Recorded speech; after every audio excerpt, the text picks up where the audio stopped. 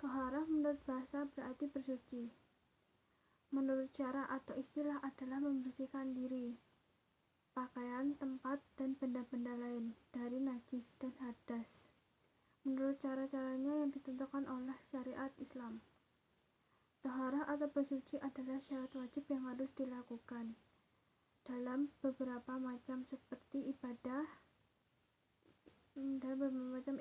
seperti dalam Quran Surat Al-Maidah ayat 6 yang artinya, hai orang-orang yang beriman, apabila kamu hendak mengerjakan sholat maka basuhlah mukamu dan tanganmu sampai dengan siku, dan sapulah kepalamu dan basuh kakimu sampai kedua mata kaki, dan jika junub maka mandilah, dan jika kamu sakit atau dalam perjalanan atau kembali dari tempat buang air atau kakus menyentuh perempuan lalu kamu tidak memperoleh air, maka bertayamumlah dengan tanah. Sapulah mukamu dan tanganmu dengan tanah itu. Allah tidak hendak menyulitkan kamu, tetapi Dia hendak membersihkan kamu dan menyempurnakan nikmat-Nya bagimu supaya kamu bersyukur. Yang kedua, dalil tentang toharah. A'udzubillahi minasyaitonirrajim. Bismillahirrahmanirrahim. Innallaha yuhibbut tawwabina wa yuhibbul mutahharin. Yang artinya, sesungguhnya Allah menyukai orang-orang yang bertobat dan menyucikan diri. Quran Surat Al-Baqarah ayat 222.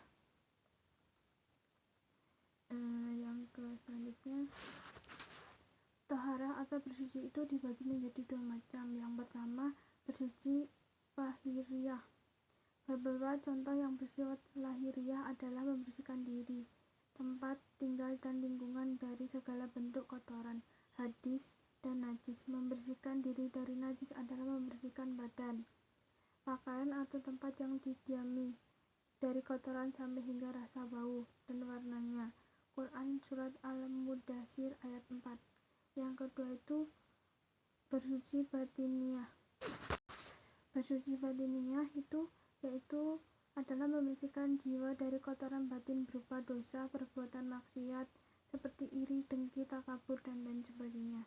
Cara membersihkannya dengan taubat nasuha yang memohon ampun dari berjanji tidak akan mengulanginya lagi.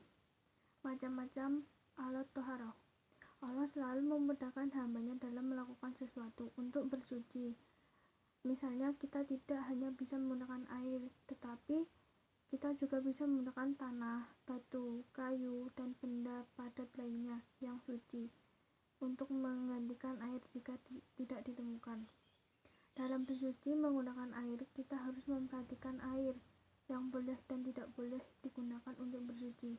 Macam-macam air, yaitu air yang dapat digunakan untuk bersuci yaitu air hujan, air sumur, air laut, air sungai, air danau atau telaga, air salju, air embun. Sekian dari saya. Bila ada salah saya mohon maaf. Bila bismillah. Assalamualaikum warahmatullahi wabarakatuh.